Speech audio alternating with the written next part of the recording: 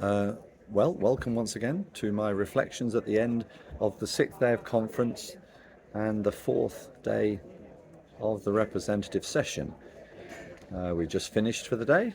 It's about 6:30, and let me share with you some of the things that we've been talking about. I've got notes again because again it's been a very busy day of business. We started off way back this morning talking about some of the knock-on effects from the decisions last year about marriage within the church, and some of the things that have been raised as issues as a result. One of them was the way that the church handles the idea of being single, and the inadequacy of some of the reflections on what that means in our local churches, and several people who were single for a various number of reasons wanted to say about how poorly sometimes the church treats people who are single, as if somehow they're not a complete person because they haven't decided to get married or whatever. And it just flags up the sensitivity we need when we're dealing with people whose life situations are varied to our own. And that's recurred as a theme throughout the day, and in one sense is the logic of being a church that takes justice, dignity and solidarity really seriously.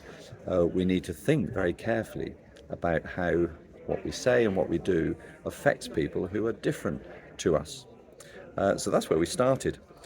We talked about the covenant relationship between ministers and the church, and what the expectations were, and the commitments that the minister made to the church and the church made to the minister. This is an ongoing discussion about how we make sure that we are accountable to one another as lay and ordained people. And it's a very useful document to help us focus conversations around what that might mean for us. In the course of that debate, there was a quotation which I wrote down, which I thought I'd share. Can't remember in what context it came, but it's a quotation that makes sense.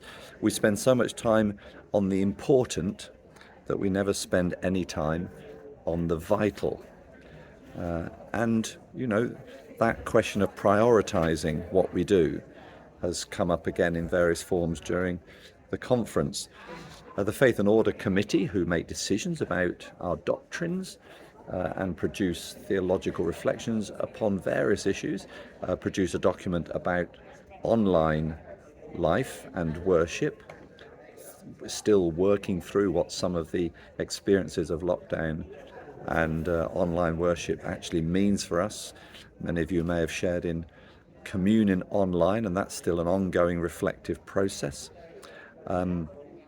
And the Faith and Order Committee also produces various resources looking at topics which may not be very well resourced at the moment in worship. So, for example, a new liturgy is coming out about forgiveness, which is something that we speak about and think very important, but actually in practical terms, for some people, it's a really difficult concept.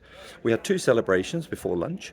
One was of the 250th anniversary of Hugh Bourne, who is connected with Anglesey Brook, one of the 4 heritage centres of Methodism, and that led into a general celebration of the social action of the Methodist Church back in the 19th century, and how many of those concerns remain very much at the centre of our debate today, with the justice issues which we spent a lot of time talking about in the afternoon. And then we celebrated the 150th anniversary of Southlands College, which in the 19th century, when it was first set up, became a place where women could receive education away from home at a time when many educational institutions in this country were still closed to women. So once again, the Methodist Church was pioneering in its educational concern for all. The afternoon session was devoted to considering the justice initiative within the church called Walking with Micah. This is a 2-year initiative to get the church talking seriously about what it means to say that we are a justice-seeking church. And we looked at that through 3 particular lenses, if you like. What are the principles in the Bible and in our understanding of God that inspire our desire to be a just church? What are the priorities that we should identify, given that we can't do everything, even though we'd like to? And what are the practices, what are the disciplines that help us reflect more deeply about justice and make it run through everything that we do as a church? It was a really enjoyable afternoon where we could sit around in small groups and discuss these issues and focus on a particular issue in each of the different groups and see how those principles shaped our practice. That was really good. And then in the final of the evening session, we talked about what it means to be a member of the Methodist Church at a time where many people come from various backgrounds and various relationships to church, and also church exists in many different forms. Sometimes membership doesn't always look right and fit people's experience. So we talked a bit about what it was and how we move forward with that. Last year, the conference set up the office of local lay pastors, and this year the practicalities of what that means and how it would work were brought to the conference and voted through. And so that's something that gives another opportunity for local churches to find ways in which to care for one another and pastorally offer support. And then we finished towards the end by looking at the policy to become carbon neutral as a church by 2030, and how the conference would encourage local churches to take these eco initiatives seriously and really try in the way we live as individuals and operate as a church to reduce our carbon footprint. And then right at the very end, we had a closed session. So we'd had a lot of time celebrating the life of our church. We're doing a lot of good things. We're very active within society, even though we're a small church.